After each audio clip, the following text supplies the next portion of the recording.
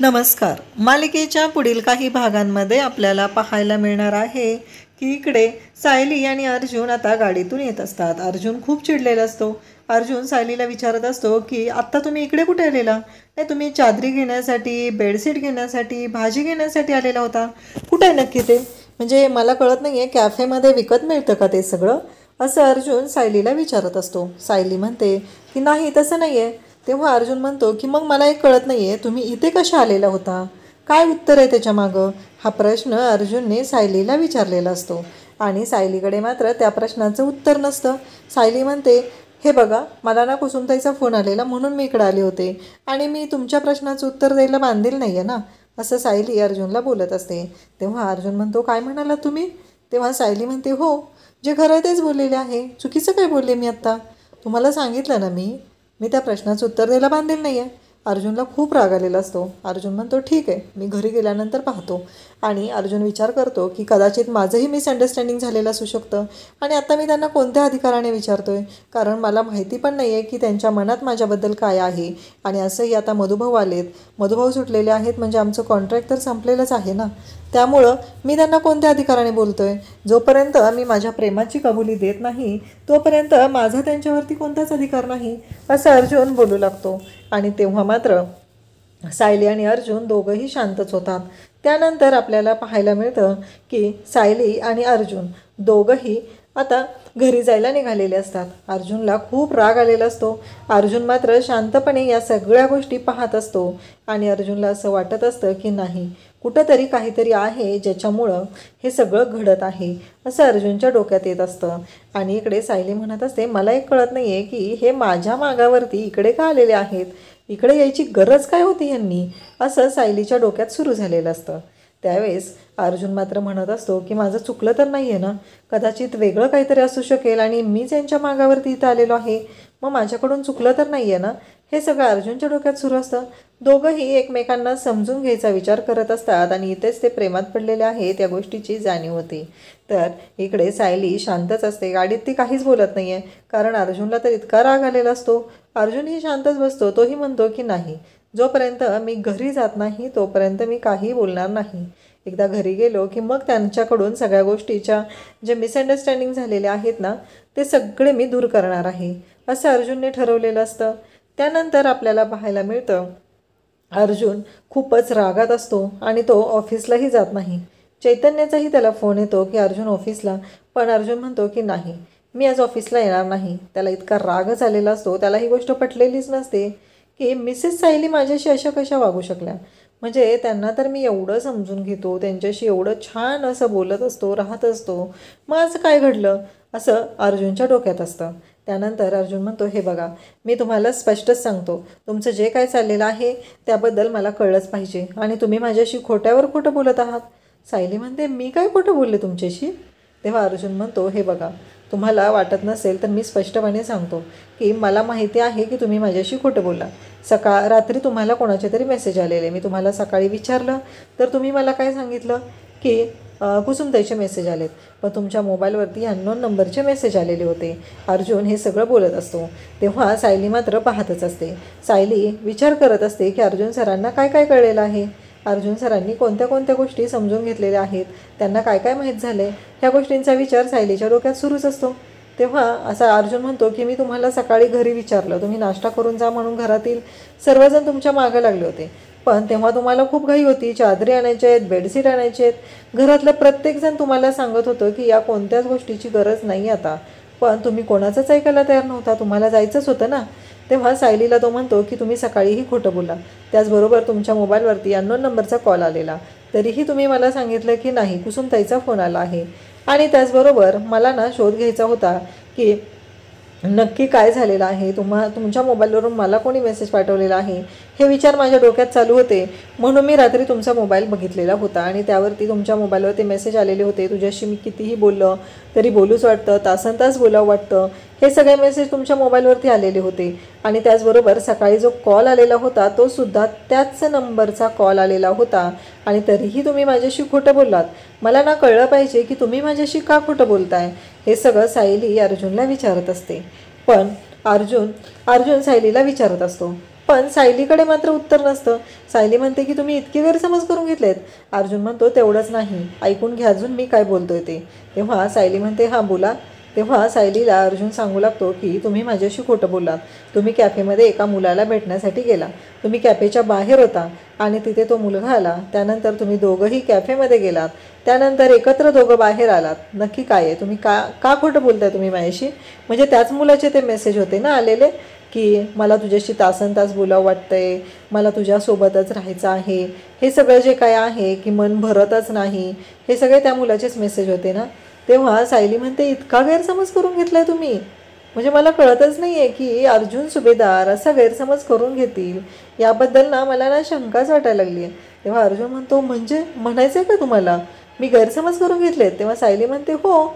अहो तुम्हाला माहिती आहे का, सकाळी माझ्या फोनवरती जो कॉल आलेला होता तो प्रतिमात्यांचा होता.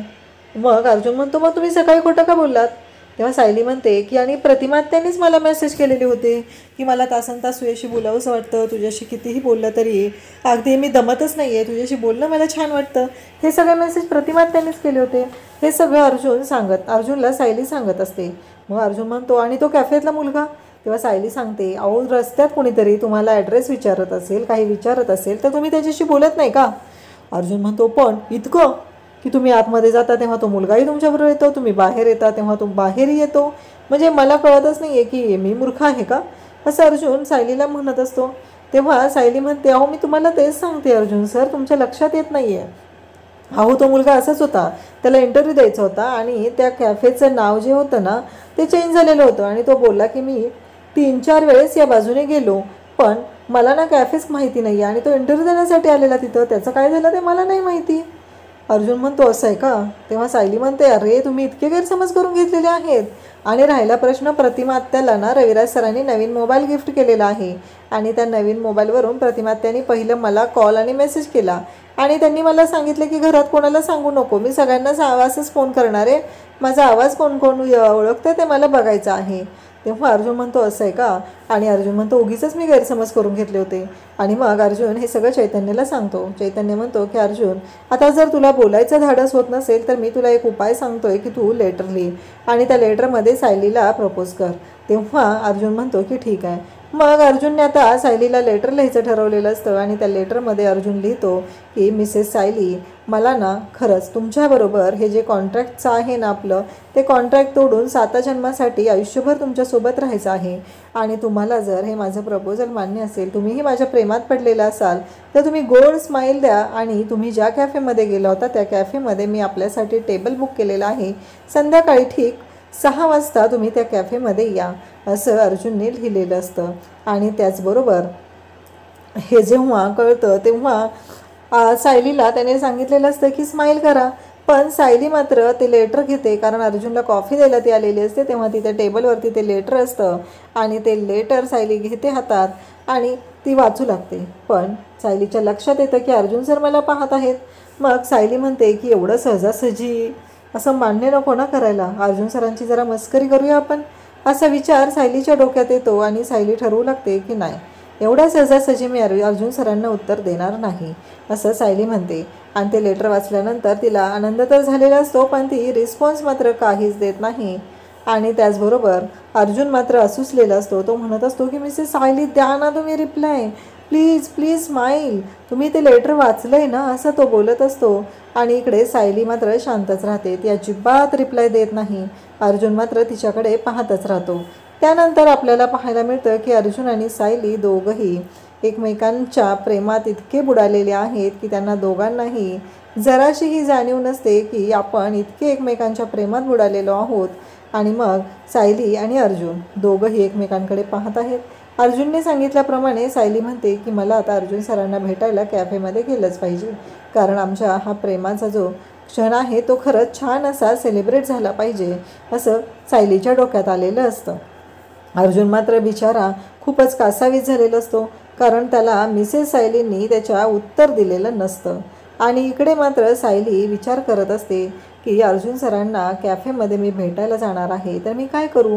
आणि मग सायली ठरवते की अर्जुन सरांनी मला जो ड्रेस सांगितला होता त्या दिवशी दिवाळीच्या वेळेस ते माझ्यासाठी तो ड्रेस घेणार होते तो ड्रेस घालून जाऊ का असा विचार सायली करते.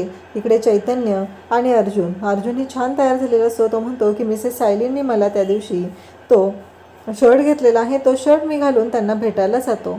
इकडे सायली आणि अर्जुन दोघंही छान तयार होत असतात. सायलीची तयारी जोरदार सुरू असते आणि नेमकं अस्मिताला या गोष्टीचा सुगावा लागतो आणि मग अस्मिता रिपोर्टरगिरी करायला तयारच असते.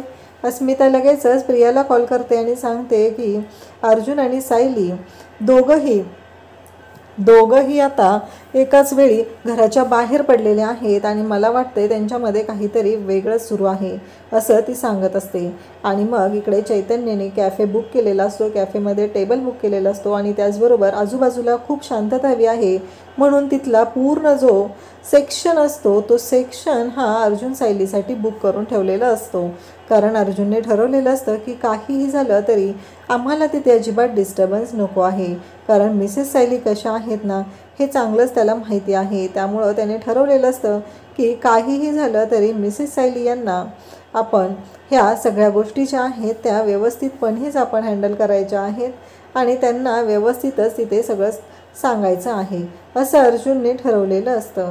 आणि त्यासाठी अर्जुन म्हणतो की काहीही झालं तरीही मी मिसेस सायली यांच्याशी जे काही माझं रिलेशन आहे ते खूपच प्रेसियस असं स्पेशल असं असणार आहे. त्या पद्धतीने त्याची कबुली देणार आहे. अर्जुन कॅफेमध्ये आलेला असतो. सायली ही छान तयार होऊन कॅफेमध्ये आलेली असते. अर्जुन सायलीची वाटच बघत बसलेला असतो. सायली येते आणि अर्जुनलाही धक्का बसतो कारण सायली एवढी सुंदर तयार होऊन आलेली असते. अर्जुन आणि सायली एकमेकांशी भांडत असतात. सायली म्हणते तुम्ही इथे का बोलवले मला. तेव्हा अर्जुन म्हणतो तुम्ही माझं लेटर वाचलं ना मग तुम्ही रिप्लाय का दिला नाही. तेव्हा सायली म्हणते म्हणजे तुम्हाला म्हणायचं आहे काय.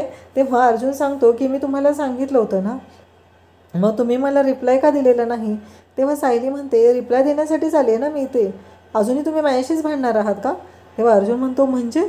तेव्हा सायली सांगते की हो तुम्हाला रिप्लाय देण्यासाठीच मी इथं आलेले आहे, माझं उत्तर हो आहे. आणि त्या क्षणी अर्जुनला कळायचं बंद होतं कारण सायलीने त्याला उत्तर दिलेलं असतं ते म्हणजे की सायलीचा या प्रेमाला होकार आहे. आणि अर्जुन पाहतच राहतो. अर्जुनला इतका मोठा धक्का बसलेला असतो. अर्जुनला कळायचं बंद झालेलं असतं. अरे बाप रे हे सगळं काय आहे हा विचार त्याच्या डोक्यात चालू असतो. त्यानंतर आपल्याला पाहायला मिळतं की ते दोघंजण तिथे एकमेकांना प्रेमाची कबुली देतात. अर्जुन हा सायलीला मिठीत घेतो पण त्याचवेळी प्रिया तिथं आलेली असते यांच्या मागावरती आणि प्रियाच्या मागावर रविराज आलेला असतो कारण प्रिया नक्कीच काहीतरी कांड करणार याची गॅरंटी रविराजला असते म्हणून रविराजही तिथं आलेला असतो. आणि त्याचबरोबर रविराज प्रियाला तिथे पाहतो तेव्हा रविराजला खूप राग येतो आणि रविराज तिथेच प्रियाच्या कानाखाली देतो आणि म्हणू लागतो की हे सगळं काय चाललं आहे तुझं, तू यांच्या मागे यायची गरजच काय होती असं म्हणत तिला घरी फरफटत घेऊन जातो. आणि सायली अर्जुनचं जे प्रपोजल आहे ते खरंच खूप छान होतो. त्यांचा जो प्रपोज डे आहे खरंच खूप छान असा सेलिब्रेट झालेला असतो. थँक्यू.